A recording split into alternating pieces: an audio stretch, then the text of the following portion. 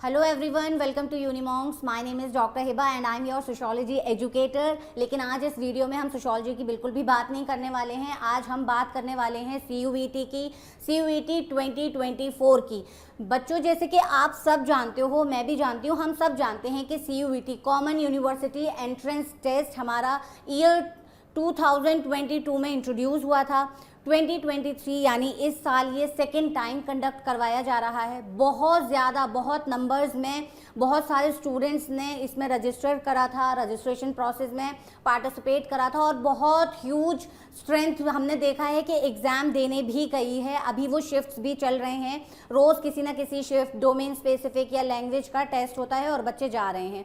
तो आज इस वीडियो में हम ये सब बात नहीं करेंगे। जो प्रोसेस होना था, रजिस्ट्रेशन होने थे, वो सब हो चुके हैं। आज ये वीडियो मैं आपके लिए क्यों लाई हूँ, ये आज हमारा CUET 2024 का आगाज़ है। यहाँ से हम शुरुआत करेंगे अपने 2024 CUET की। यहाँ हम देखेंगे कि क्या क्या इम्पोर्टेंट जो इन्फॉर्मेशंस हैं वो हमें पता होनी चाहिए, ताकि जब आप लोग अपना 12th का बोर्ड एग्ज़ाम देकर आओगे और आपको अपने ड्रीम यूनिवर्सिटी में एडमिशन लेना होगा या किसी सेंट्रल यूनिवर्सिटी में अपने आप को एनरोल करवाना होगा, तो आपको ये एग्ज़ाम देना होगा। तो आपको यही वो टाइम है जब अपनी प्रिपरेशंस शुरू करनी होगी। और प्रिपरेशन ये नहीं कि अभी पढ़ने बैठ जाना है या किताबें खोलना है, नहीं। अभी आज के लिए बस इतना काफ़ी है कि आपको पता होना चाहिए CUET है क्या, और जिस में आप पार्टिसिपेट करोगे, जिस एग्ज़ाम में आप पार्टिसिपेट करोगे, तो उसके क्या क्या स्टेप्स होते हैं, क्या क्या प्रोसेस होता है, उससे आप एक बार जान जाओगे, आप फेमिलियर हो जाओगे, तो आपके लिए बड़ा आसान होगा।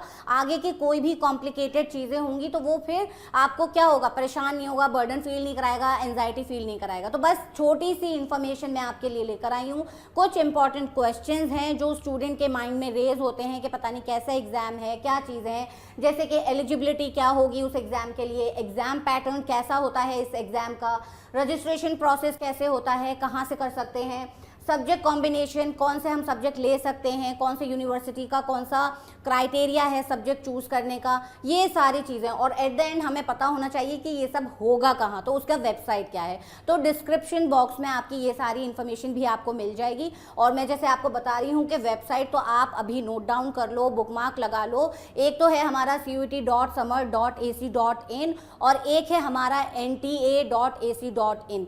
ठीक है, चलिए अब हम शुरू करते हैं कि CUET है क्या। सबसे पहले मैं आपको बता दूं, CUET common university entrance test है। इसमें क्या है, इसमें सबसे पहले जो इम्पॉर्टेंट फैक्टर आप देखोगे वो ये है कि आप अपना 12th पास कर लिया, आपने बोर्ड एग्जाम दे दिए या आपने अपना ग्रेजुएशन निकाल लिया, अब आपको अपना फर्दर स्टडीज़ के लिए एडमिशन लेना है किसी भी यूनिवर्सिटी में या कॉलेज में, तो आपका उसका सेल्फ एंट्रेंस देना होता था। अगर आपको AMU में एडमिशन लेना है तो AMU एंट्रेंस दो, जामिया मिलिया इस्लामिया में एडमिशन लेना है तो जामिया का एंट्रेंस दो, JNU में एडमिशन लेना है तो JNU का जो भी एंट्रेंस टेस्ट है वो दो, और अगर दिल्ली यूनिवर्सिटी में एडमिशन लेना है तो आपको दिल्ली यूनिवर्सिटी का एंट्रेंस देना होता था। तो उसमें क्या होता था, 4 फॉर्म भरने, 4 अलग अलग प्लेसेस पर जाना है, ठीक है, 4 अलग अलग यूनिवर्सिटीज़ जाना है, उनका अपना सेल्फ एंट्रेंस देना है, वहाँ का वेट करना है, कट ऑफ का वेट करना है, फिर देखना है कि आपका जो कट ऑफ, आपने जो परसेंटेज अपने 12th बोर्ड में लिया था वो उस कट ऑफ से मैच हो रहा है नहीं हो रहा है। इतना स्ट्रेस, इतनी टेंशन है ना, तो वो सब कुछ नहीं है इस एग्ज़ाम में।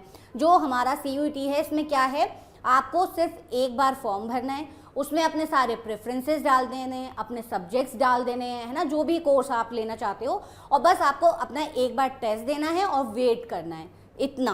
तो ये आपके लिए बहुत आसानी वाला टेस्ट लेकर आए हैं। कौन लेकर आया है, NTA लेकर आया है कि अब बच्चों पे ज़्यादा प्रेशर और बर्डन फील नहीं करवाना है उनको, और उनको बस एक एग्ज़ाम देकर और उनके ड्रीम यूनिवर्सिटी में एडमिशन दिलवा देते हैं, ऐसा कुछ। सबसे पहले देखो क्या है इसमें, मैक्सिमम टेस्ट कितने देने हैं, कौन कौन से देने हैं, ये पता होना चाहिए आपको। तो इसमें इन्होंने 3 सेक्शंस बनाए। एक सेक्शन है हमारा लैंग्वेज का, दूसरा सेक्शन है हमारा डोमेन्स, और तीसरा सेक्शन है हमारा जनरल टेस्ट। लैंग्वेज से हम क्या समझते हैं, लैंग्वेज हमारा जैसे इंग्लिश हो गया, हिंदी हो गया, रीजनल लैंग्वेजेस हो गए वो। तो इस एग्ज़ाम में, पूरे एग्ज़ाम में आपको एक लैंग्वेज चूज़ करना है जिससे आप वो एग्ज़ाम देना चाहते हो। ठीक है, मान लो मैं अपना ही एग्जाम्पल ले लेती हूँ कि मुझे BA सोशियोलॉजी करना है, तो उसके लिए मैं क्या करूँगी, मैंने सबसे पहले एक इंग्लिश ले लिया, मैं कंफर्टेबल हूँ इंग्लिश के साथ। आप कोई भी रीजनल जो भी आपका दिया हुआ है लैंग्वेज उसमें प्रिस्क्राइब करा हुआ है वो आप देख सकते हो।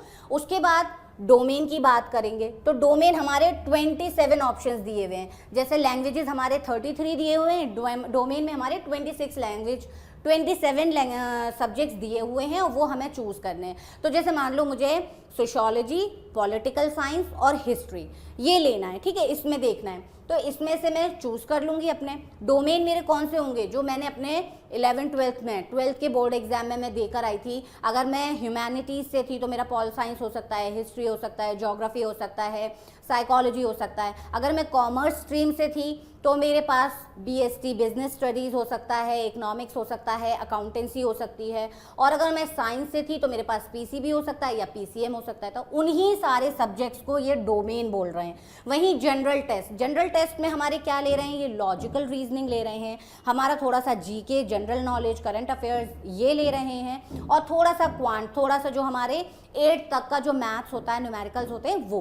तो आपको इस एग्जाम में क्या तैयार करना होगा, अपना लैंग्वेज तैयार करना होगा, अपने कुछ जो आपके प्रिफर्ड डोमेन होंगे, आपके सब्जेक्ट्स होंगे वो तैयार करने होंगे, और आपको थोड़ा सा जनरल टेस्ट। अब ये चीज़ें इतना आपको पता हो गया। अब आगे देखो और क्या है इस टेस्ट में जो हमें पता होना चाहिए। इसमें 2 ऑप्शंस दिए हुए हैं, ऑप्शन A, ऑप्शन B। अभी जैसे मैंने आपको बताया इस CUET में आप पूरा मैक्सिमम टेस्ट कितने दे सकते हो, तो आप 9 मैक्सिमम टेस्ट दे सकते हो, 9 सब्जेक्ट्स के साथ टेस्ट दे सकते हो, आपको इतनी ऑप्शन दिया हुआ है, ठीक। तो उसमें जैसे हमने देखा अभी लैंग्वेज था, फिर हमारा डोमेन था और फिर हमारा GT था। तो इसमें इन्होंने 2 ऑप्शंस बताए। ऑप्शन A जिसमें आप 2 लैंग्वेजेस, 6 डोमेन्स और 1 जनरल टेस्ट दे सकते हो, ठीक है, आप एप्लीकेबल हो इसके लिए या एलिजिबल हो इसके लिए।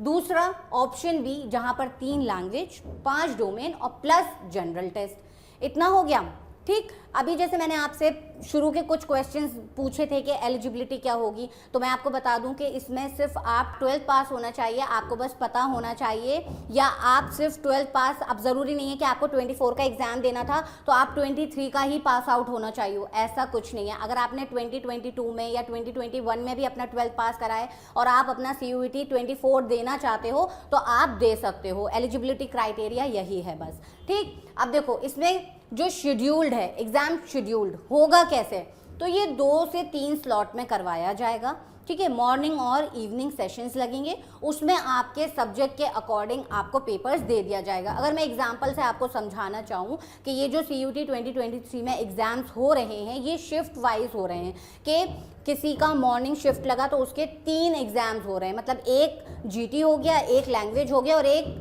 डोमेन का एग्ज़ाम हो गया। वहीं दूसरे दिन या दूसरी डेट में उसका डोमेन का और एग्ज़ाम होना था तो वहाँ पर उसके इवनिंग शिफ्ट में या सेकेंड सेशन में उसके 3 डोमेन्स के एग्ज़ाम हो रहे हैं। इतना आपको पता करना है, ठीक। अब देखो यहाँ पे एग्ज़ाम पैटर्न, तो एक तो मोड ऑफ एग्जामिनेशन क्या है हमारे CUET का, तो हमारा कंप्यूटर बेस्ड टेस्ट है, हमें OMR शीट नहीं मिलेगा, हमें कंप्यूटर पर अपने आंसर्स क्या करने हैं, क्लिक करने हैं, सेलेक्ट करने हैं।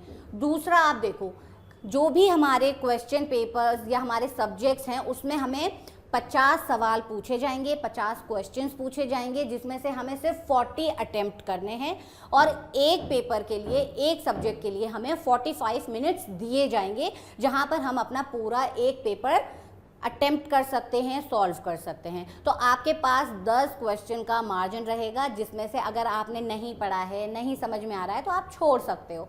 वहीं मार्किंग क्राइटेरिया क्या रखा गया है यहाँ पर, अभी तक जितना भी नोटिफिकेशन आया है 2022 का, 23 का, उसमें करेक्ट आंसर पर वो आपको +5 दे रहे हैं, इनकरेक्ट आंसर पर आपका -5 जाएगा। तो यहाँ पर आपकी निगेटिव मार्किंग है। ऐसा नहीं करना है कि 50 सवाल पूछे तो 50 के 50 आपने अटेम्प्ट कर लिए, उससे क्या होगा, जितना आप अच्छा स्कोर कर सकते हो वो फिर और नीचे चला जाएगा, माइनस ऐड होते हुए। तो आपको इस बात का भी ध्यान रखना है कि इस एग्जाम में निगेटिव मार्किंग भी काउंट होती है, तो उसी के अकॉर्डिंग हमें अपनी प्रिपरेशन करके चलनी है और उसी के अकॉर्डिंग हम अपना जो भी क्वेश्चन पेपर हमें दिया जाएगा उसको हम सॉल्व करेंगे, ठीक।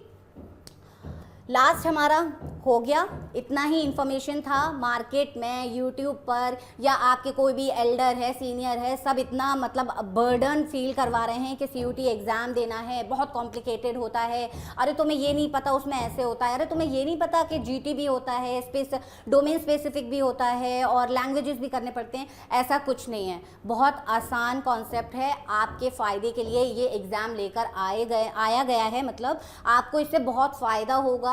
अलग अलग यूनिवर्सिटी का आपको अलग अलग जाकर एंट्रेंस नहीं देना है। आप अपना पूरा साल बोर्ड का तैयारी करो।